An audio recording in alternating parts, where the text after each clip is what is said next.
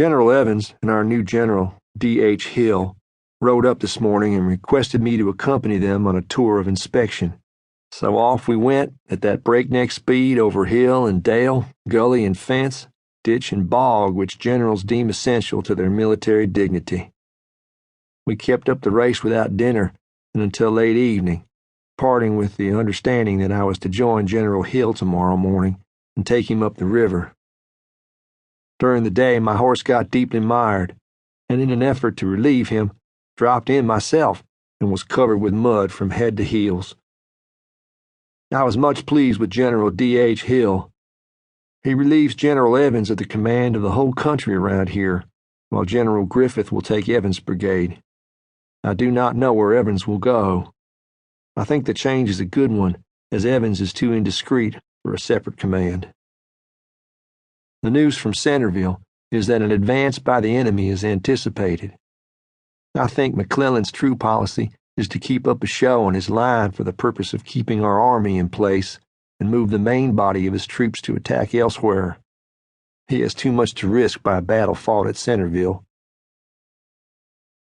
December 8th. I am now riding with my new coat on. It is very comfortable and fits admirably. It is much more agreeable than the short jacket, which allowed the wind too many liberties. The cap also fits well, and the visor is a great help, as it will protect my neck and ears from the biting blast, which so often seems so bitter. I must be frozen. I have gotten back my roan horse from Middleburg. He has recovered from his lameness and is very fat and well. I was out again with General Hill, and like him better as I know him better. I find him a plain, unpretending Christian gentleman, a very different man in the matter of religion from Evans, who was much the reverse. December 9th. General Hill took command today, General Evans parting from his command after quite a handsome display of the whole brigade, except the artillery and cavalry. The Confederate battle flags, which have been prepared for all the regiments, were presented to the 4 regiments up here today, and several speeches were made. After the ceremonies, I went home with Dr. Claggett to dinner and was most cordially entertained. I enjoyed a glimpse of civilized domestic life very much. The doctor's family were very kind and made me feel much at home. Leesburg has as much beauty in it as any place of its size I ever saw, and it affords me much amusement to get introduced occasionally to a girl without letting her know I am married, and then, after saying many gallant things, wind up by some allusion to my wife and children. I went with Colonel Munford a few days since to see some young ladies, and we heard them whisper to some other officers present to know whether we were married. December 10th.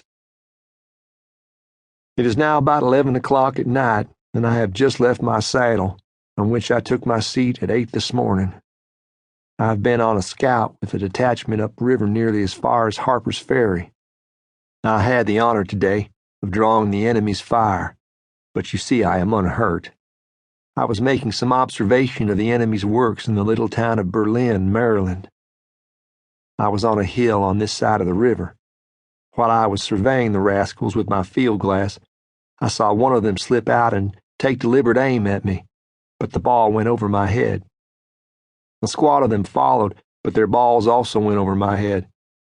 On this hint, I got behind the wall, where I had an equally good view, and they ceased firing.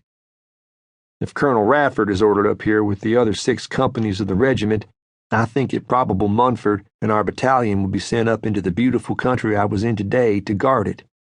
I should like such a move very much. The country, however, has many disloyal people, and a small force among them would suppress that feeling. A short while ago, a Miss Porterfield up in that country showed great heroism in our behalf. She walked 5 miles at night to warn our pickets that the enemy had crossed and were about to come down and cut them off, which warning saved them. Miss Porterfield and her sister and father have a Confederate flag flying on their house. The Yankees have crossed.